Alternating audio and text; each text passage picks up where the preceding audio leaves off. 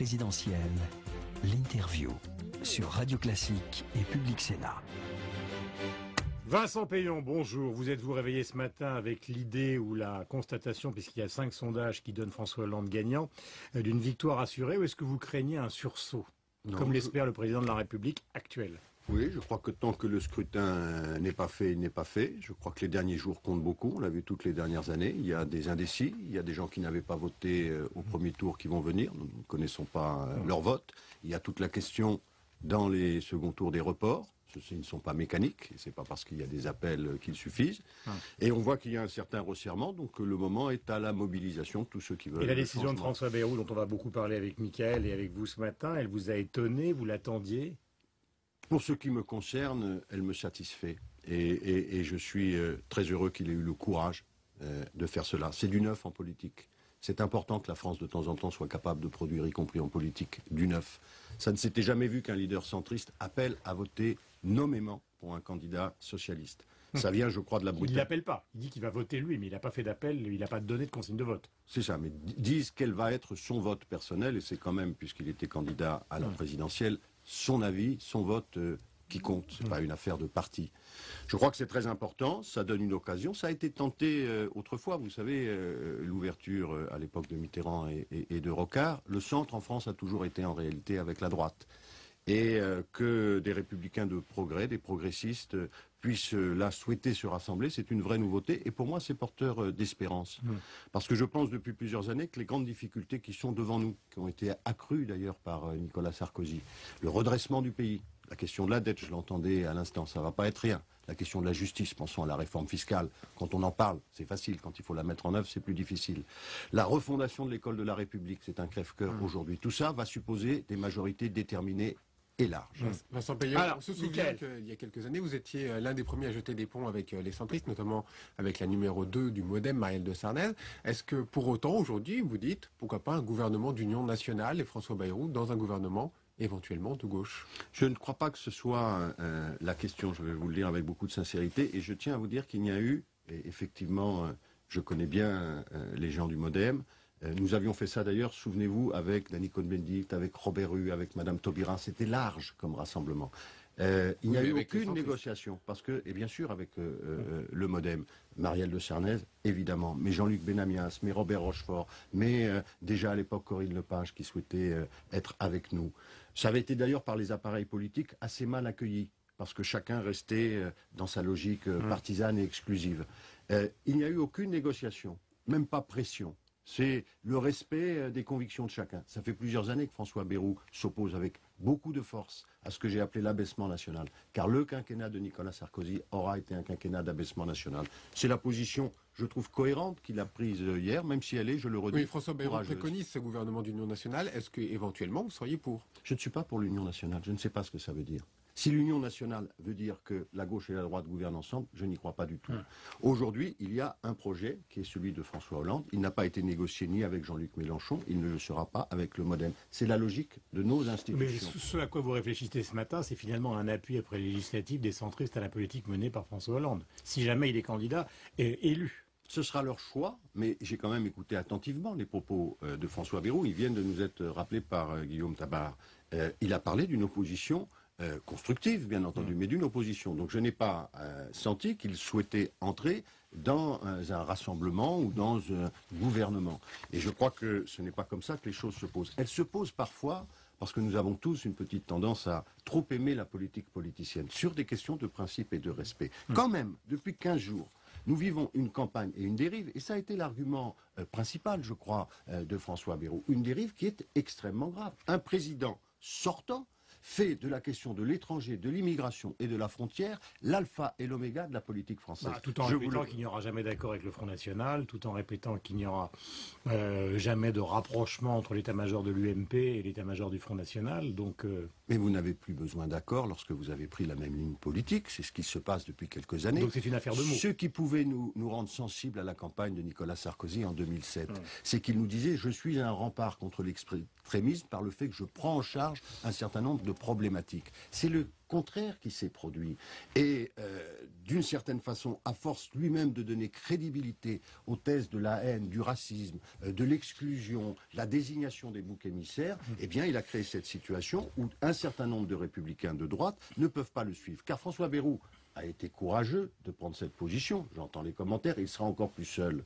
Mais je peux vous dire que dans la droite républicaine, j'en ai croisé plus d'un qui sont extrêmement mal à l'aise par rapport à la campagne qui vient d'être menée et qui ne correspond pas aux valeurs qu'ils portent, qui sont les valeurs au-delà de la gauche de tous les républicains. Il y a quelques instants, j'écoutais François Hollande avec Mickaël sur RTL dire que c'était un quinquennat de l'outrance et des erreurs de comportement. Mais il y a une chose qui est quand même assez frappante après le débat, c'est le fait que vous n'accordiez absolument aucun crédit dans aucun domaine à Nicolas Sarkozy. Comme si tout ce qu'il avait fait pendant 5 ans, il a quand même beaucoup travaillé, était voisin de zéro. Est-ce que c'est quand même pas une vision, j'allais dire, déformée de ce qui s'est passé concernant notre histoire, l'Europe, la Géorgie, les crises. Vous savez, sur les questions internationales que vous évoquez, par exemple l'Europe, il y avait eu la question... Il y a beaucoup d'éditorialistes, même de gauche, qui ont reconnu au président de la République un comportement satisfaisant pendant la période des crises. Or là, dans la campagne, dans le débat, on a l'impression que tout est nul. Bon, tout est nul, peut-être le propos. Je lis François Hollande, quinquennat de l'outrance et les erreurs de comportement. Oui, ce qui ne veut pas dire tout est nul. Qu'il y ait eu de l'outrance, c'est une évidence. Qu'il y ait eu des erreurs de comportement, elles sont avérées. Si on prend la question européenne, moi je l'avais dit très tôt, la renégociation du traité a été une très mauvaise renégociation. Simplement, il y a des effets de mode, vous savez, y compris médiatiques. Moi, j'étais très étonné comme parlementaire européen et je me suis réjoui quand même à l'époque qu'il y ait Jean-Pierre Jouyet pour éviter les catastrophes. Mais comme parlementaire européen, venir et renégocier, sans parler de la directive service public, sans parler de l'harmonisation fiscale, sans parler de... C'était quand même quelque chose d'extrêmement faible. Alors tout le monde a dit, c'est formidable. Je ne sais pas pourquoi. Sur quel argument ça se basait? Vous me parlez des crises internationales. Trop tard et trop peu. Tout le monde l'a bien compris. Et nous avons cédé à plusieurs reprises, malgré tout, aux injonctions allemandes. Et ça crée la difficulté. Moi, je suis un spécialiste de l'Union pour la Méditerranée. Je suis le rapporteur pour toute l'Europe au Parlement européen. Ce qui a été fait pour l'Union pour la Méditerranée, au moment, vous vous en souvenez, où précisément on invitait sur les Champs-Élysées Bachar el-Assad, Kadhafi, etc., ça a été très mauvais et il faudra relancer nos relations avec le Maghreb parce qu'elles sont en mauvais état. Donc, et je crois effectivement que ça a été un mauvais quinquennat et que c'est un quinquennat qui a provoqué beaucoup de blessures. Vincent Payon, je reviens un petit peu sur la campagne et sur éventuellement l'indice qui pourrait arriver. François Hollande, qu'on écoutait tout à l'heure, disait qu'il avait encore quelques noms en tête concernant éventuellement un Premier ministre, qu'il n'avait pas encore fait son choix, ça dépendrait des législatives, vous le croyez? Oui, je le crois. Je le crois parce que d'abord je le connais. Et si vous observez bien ces dernières années, c'est quelqu'un qui n'est pas impatient, qui mature, qui observe, qui réfléchit. C'est quelqu'un qui en même temps respecte, il l'a redit d'ailleurs ce matin, le scrutin, le suffrage. Il a une passion du suffrage universel et de la démocratie. Les Français n'ont pas voté. Alors je comprends bien les impatiences des uns et des autres, à la fois ceux qui doivent évidemment avoir l'information plus vite que les autres, et puis ceux qui sont concernés. Sans doute, je vois en ce moment un certain nombre d'impatience. Et vous imaginez des noms déjà? Bah, les noms... À titre Jean-Marc Ayrault. Jean-Marc Ayrault fait partie, bien entendu, de ceux qui peuvent l'être, nous le savons. Il y a une liste de gens qui peuvent l'être, il y a une liste plus longue de ceux qui ne peuvent pas l'être. Mais là, il y a un problème de calendrier. C'est-à-dire, imaginons qu'il soit élu. Quand est-ce qu'il va désigner? Il ne peut pas attendre les législatives, étant donné le calendrier international, du milieu du mois de juin pour désigner une équipe gouvernementale. Ou alors on va donner l'impression que personne ne gouverne le pays pendant pratiquement un mois. Je crois que le calendrier, je ne suis pas un grand spécialiste et je ne parle pas à sa place, mais le calendrier est relativement bien fixé. Heureusement, nous sommes dans une grande démocratie. Et donc il y aura, si je l'ai compris, une passation de pouvoir le mardi 15. Je crois que c'est la date retenue. Il est difficile d'appeler un Premier ministre quand on n'est pas encore président de la République. Donc c'est peut-être ce jour-là ou le suivant que nous aurons annoncé par le président de la République investi à ce moment-là un Premier ministre. C'est avec ce Premier ministre que le président de la République fait la bataille des législatives. Non, décidera de nommer un gouvernement dans les 24 heures, pas dans les 24 heures. À ce moment-là, le président, qui se sera mis au travail malgré tout avec une équipe de transition dès le lundi qui vient, va préparer des rendez-vous internationaux qui sont là. Rendez-vous avec l'Allemagne, le mémorandum, Chicago pour les questions de l'OTAN et sans doute un certain nombre de transitions. Vous avez entendu dans le débat la question des otages, etc. À partir de là, ce gouvernement va évidemment à la fois prendre les premières mesures, les urgences, et il va mener la campagne des législatives qui se déroulera, vous le savez, je crois, avec des dates qui sont à la mi-juin, le 9 et le 16, je crois. Donc ça veut dire qu'en fonction du résultat législatif, il pourra y avoir déjà, d'ailleurs ça c'est dans l'histoire de la République, un certain nombre d'ajustements, parce que les législatives, personne n'en connaît le résultat. Absolument, vous avez tout à fait raison. Le quinquennat... Donc un gouvernement et un remaniement un mois après. C'est ce qui se produit toujours, depuis que nous avons le quinquennat. Nous allons être dans cette situation d'avoir un gouvernement. Je pense que les lignes de force y seront, mais il y aura un deuxième gouvernement après les législatives. Vincent Peillon, je reviens un petit peu sur François Hollande, la personnalité du candidat socialiste.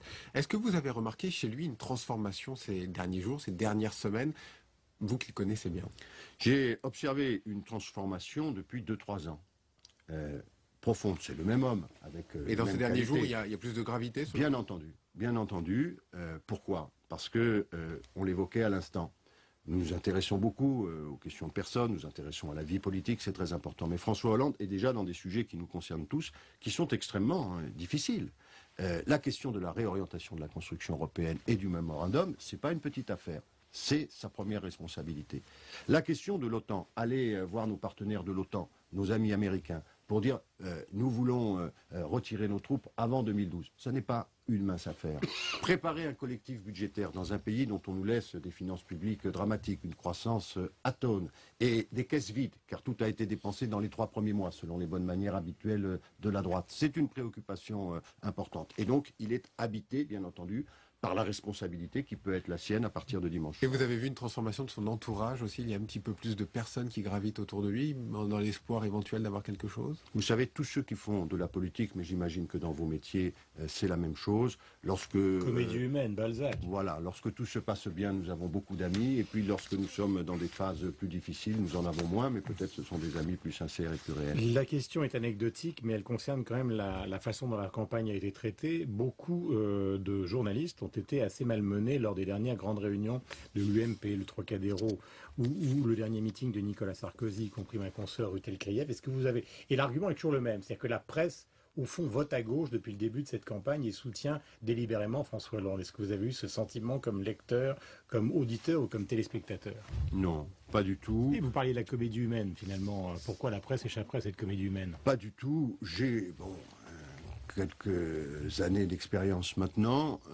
Il est vrai qu'il y a des mouvements profonds de la société française qui font que, après une défaite électorale, il est plus difficile de se faire entendre, on est plus facilement moqué, il est plus difficile de développer ses arguments, et puis il y a des moments où on n'est plus capable d'être entendu. Ça concerne nos concitoyens dans la rue, on n'est pas traité de la même façon, ça concerne aussi bien entendu les plateaux de radio ou de télévision.